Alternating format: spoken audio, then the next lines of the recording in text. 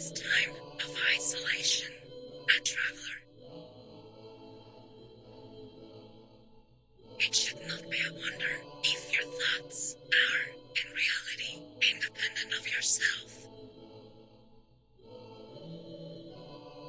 In the beginning of the Tibetan Book of Living and Dying, the translator made an error when he called the book silent. Even the silence of animals is not the silence of indifference to other beings.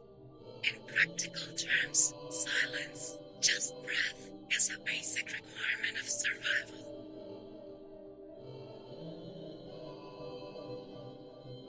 The world is very different now. You don't know what will change. You're going to see more stars as the sky darkens. You're going to hear more voices.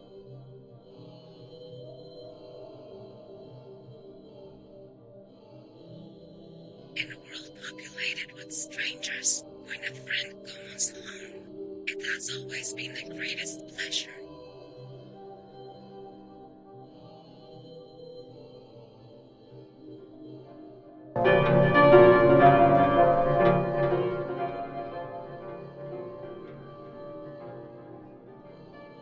You're going to get a better handle on each other.